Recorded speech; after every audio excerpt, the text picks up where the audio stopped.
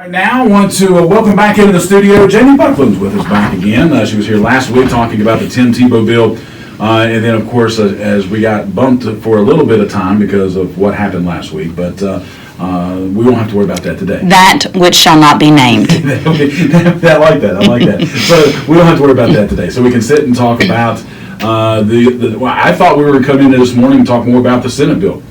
Then we come to find out, and I didn't know this was coming up. Did you know that the House bill, they were working on something totally different with this? I did. Okay, so how did that come about? Well, I think you have to look at the makeup of the House Education Committee and Chairman Ellington's experience. He has been sponsoring a product of a Tim Tebow bill now for almost a decade. So I think he knows his education committee, and I think looking at the Senate bill, he just had concerns about that making it out of the House. Okay, so let's kind of look at it from the standpoint of the major differences between the Senate bill and the House bill. What is maybe the biggest difference or a couple of differences? Is it a completely different bill? It's pretty much a different animal. So the Senate bill is giving this privilege of SSAC access to homeschoolers and to non-member private and parochial schools. Mm-hmm. So your smaller schools that simply do not have the resources to put together programs that would allow them to become member schools, this is giving those children the privilege to SSAC access without them having to sacrifice their educational choice. So that's the Senate bill. This House Bill 3127 eliminates any private or parochial. It's strictly for what they say is homeschoolers, but they're still asking us to enroll. So okay, all right. So let's talk about that. Okay. Because that is one thing that I know you talked about last weekend. Because I brought it up, and that's what I heard about. Virtual school classes and things like that. So with this House Bill 3127, and I read some of it from the story on Metro News, talking about they still want students, homeschool students, to be enrolled in virtual classes 1 or 2, right? One. This right now, a child can enroll in 4 virtual school classes, be considered a part-time enrolled student, and gain SSAC eligibility right now. There are, according to the testimonies yesterday, I believe 25 or 26 counties out of the 55 in West Virginia who offer a virtual school program. So if your county doesn't offer a virtual school program, they're saying that you can take the state, you could participate in the state's virtual school program. So this does remove it from the 4 that it currently is now as a part-time down to 1, but it actually adds in a testing requirement. Mm-hmm. And that was for the standardized test, right? They have approved standardized tests through the state in our code exemption that qualify for us to assess every year. That's one of our assessment options. So yes, your student could take that test, and in order for us to show acceptable progress just as a homeschooler, you need a composite score that's within or above 4th stay 9. But this legislation, this bill that passed yesterday out of House Committee, is asking for in all 5 subjects, you need at least to be within or above the 4th. So you might be weak in math, strong in science, and that's not going to help you. You've got to be within that 4th stay 9 in every one of the 5 subjects. And that is something that you were against, right? I feel like this, the only piece that solves is funding, because let's say our county is a block county. They're in block scheduling, so there's 4 blocks in a semester. This will get the school 1/4 funding for that virtual school class. If they're on a regular schedule of 7 periods, then they would get 1/7 funding for that virtual school class. But this gets them funding, and this still disrupts the homeschool. And so my whole argument is what's best for the kid.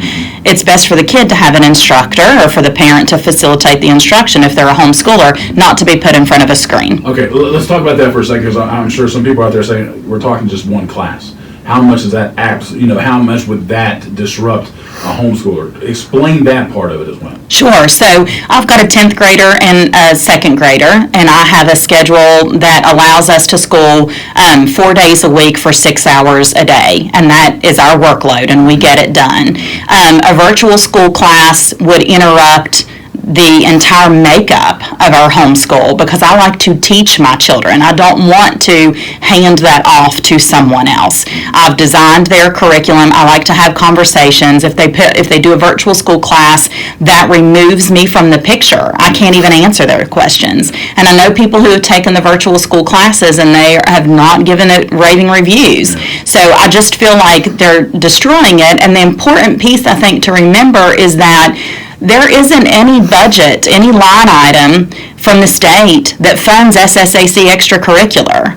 So we're not adding an expense here. Yeah. And in both pieces of legislation, the Senate bill and the House bill, it does say that we're responsible for any additional costs. So if we add a swimmer to a team and we add expense there, we're responsible for it. So again, this is for funding, but none of that money is going towards any extracurricular activity. Mm-hmm.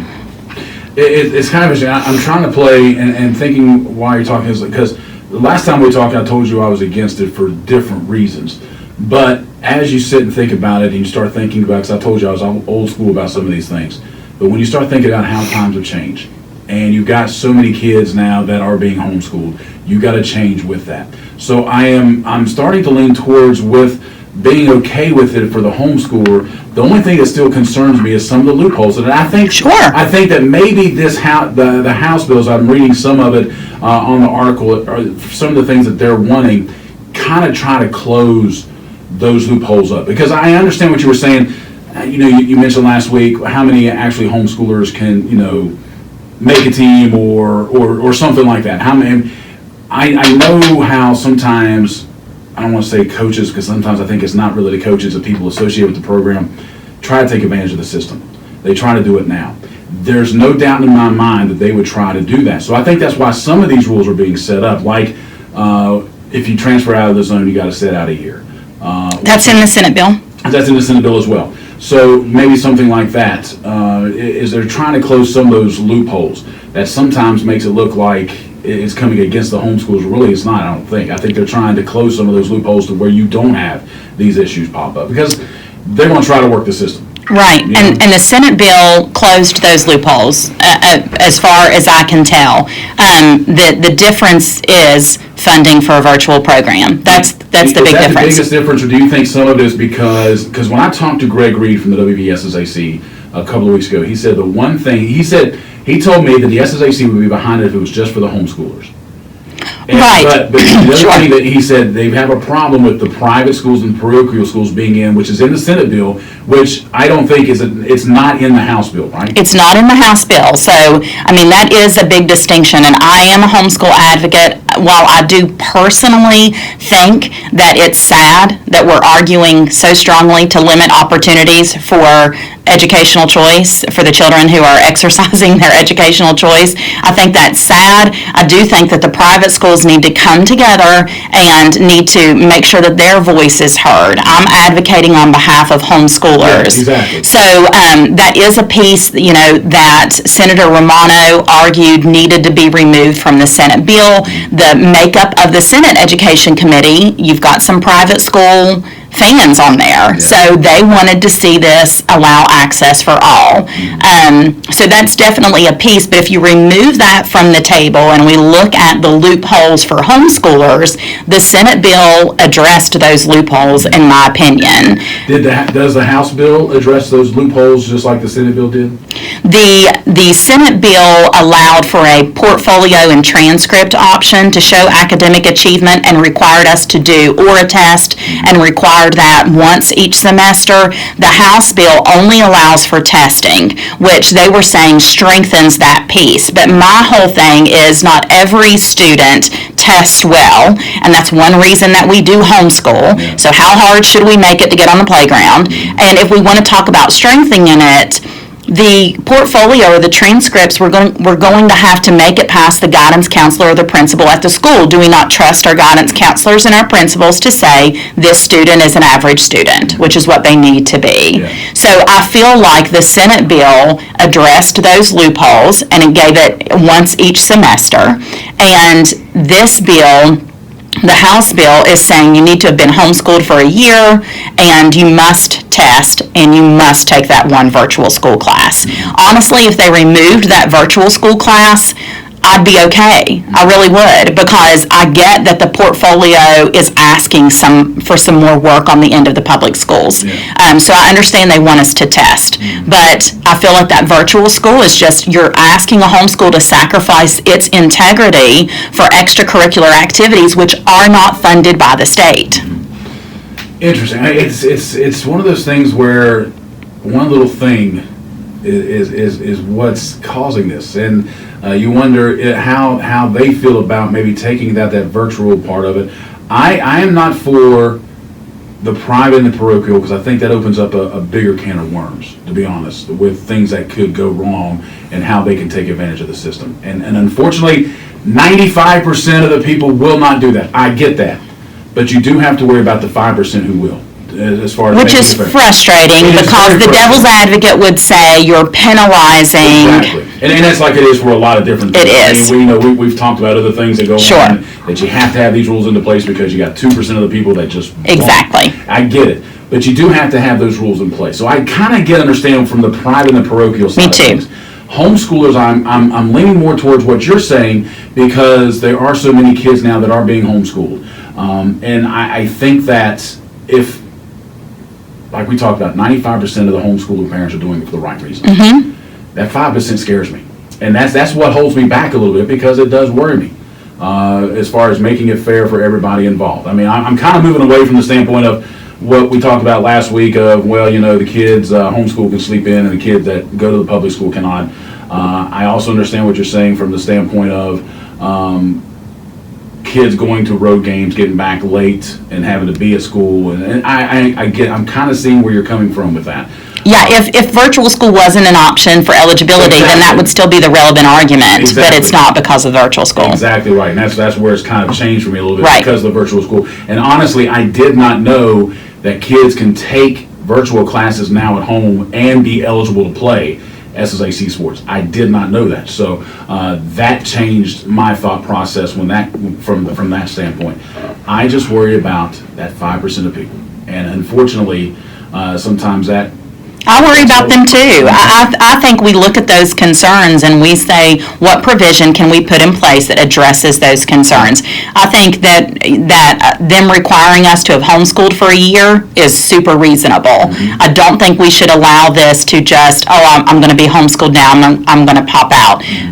Make it a year that they need to have been homeschooled. Require us to show assessment within that fourth stay 9. I get that there needs to be provisions, and I get that they want to maintain a program of integrity. I do too. Yeah. How big of an issue do you think it is for that one virtual class? Do you think that's going to be the hang-up with this bill as it goes through? It would be the hang-up for me. I would not ask my child to take on a headache like a virtual course would be for our homeschool, just so the school can get funding. It's not the benefit of the child. The child would benefit more from my instruction. So you're asking my child to sacrifice the quality of their education for the school to receive funding for an extracurricular privilege which they do not fund. Yeah. My county is funding those extracurricular activities, and I've paid almost $6,000 to Mercer County schools in the last 6 years, and I haven't cost them a penny.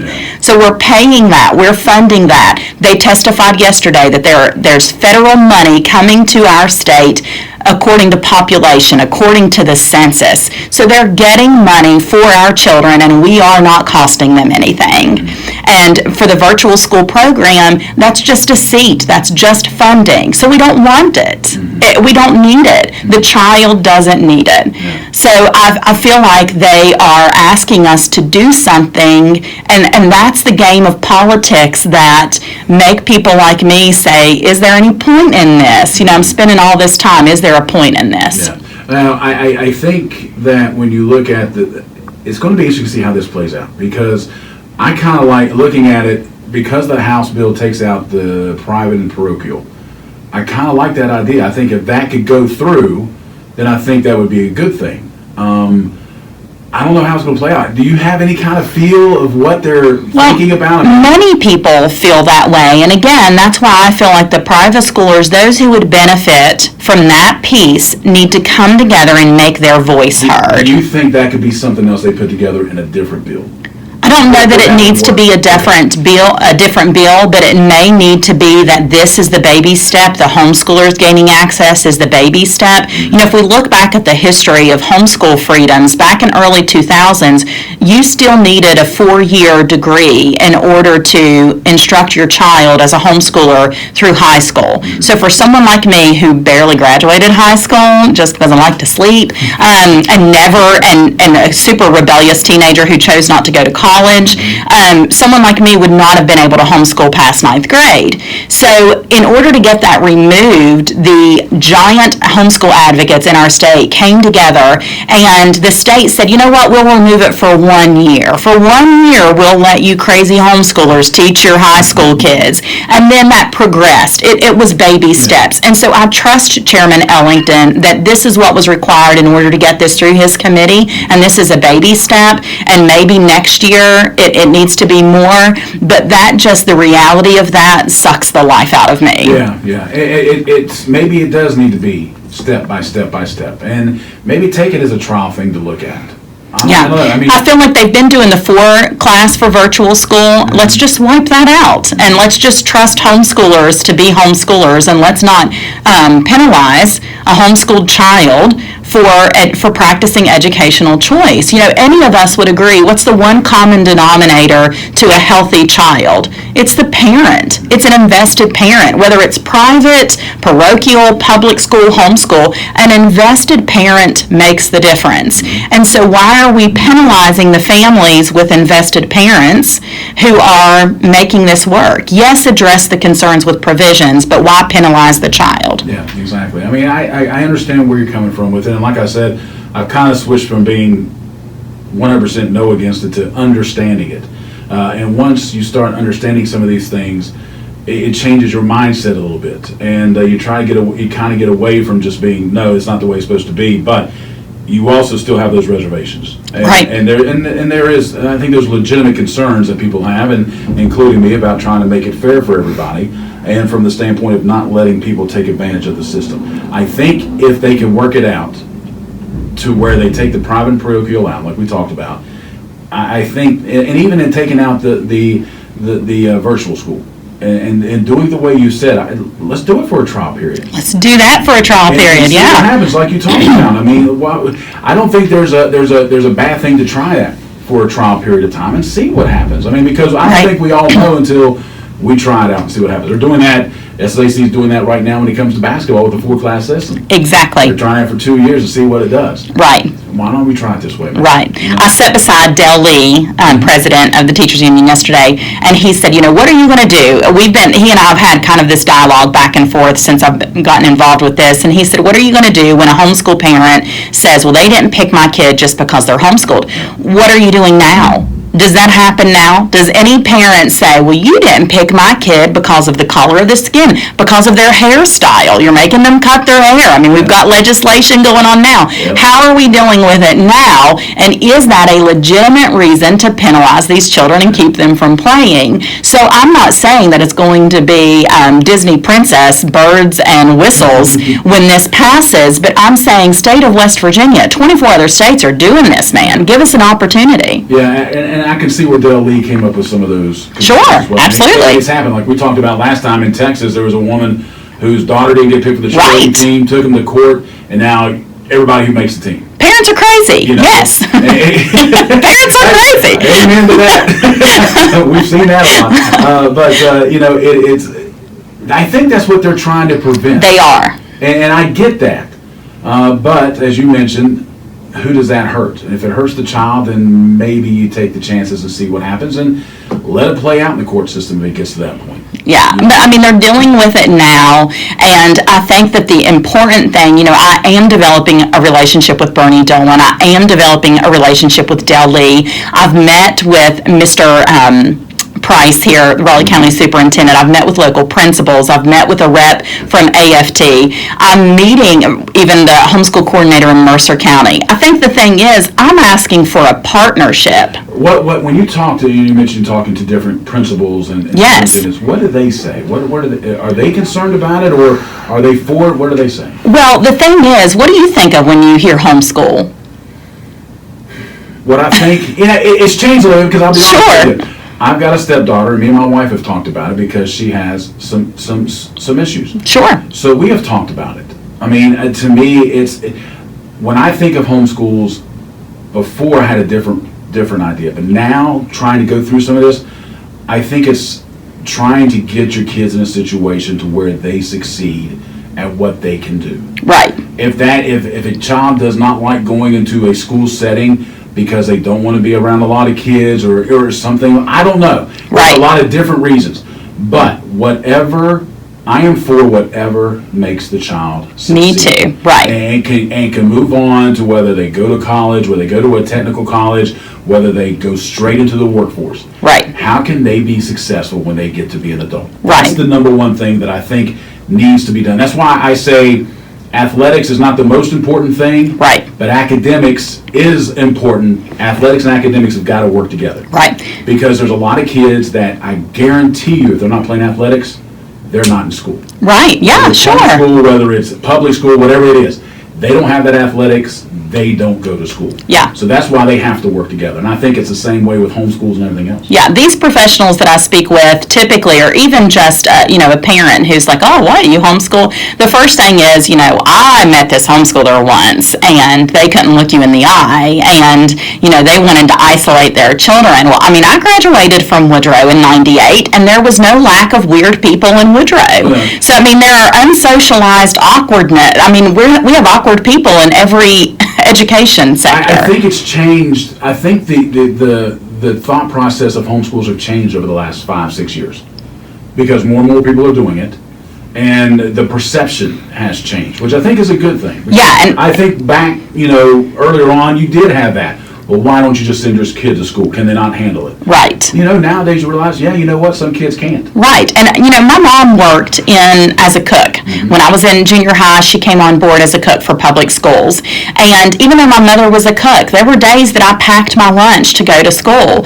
Saying that I didn't want the school's lunch was not an affront to the government education or to their meal plan. I just didn't want it. And so when people say, why do you homeschool? I wanted my own schedule. I wanted to pace. I wanted to follow a schedule that I designed. Mm-hmm. And so if invested parents is what we want in the state of West Virginia, because let's face it, let's look at the homelessness, let's look at the opioid addiction. If invested parents is what we want, why are we penalizing the parents who say, look, this is my child. I appreciate that the government offers an option for education, but I'm a DIY, like a do-it-yourself. I'm going to design this curriculum. I'm going to take it upon myself. Well, that doesn't mean that I have to leave it all on the table. I should be able to pick and choose. And sometimes it happens too that kids learn on different speeds, different levels and everything else. And I know you've got special ed classes and things like that, but sometimes those kids, to learn something, they need to have their own speed. Right. And I just want, I'm not of the camp of us versus them. In fact, I look on social media for people who are ripping public education apart, and I try to find the people willing to engage in those conversations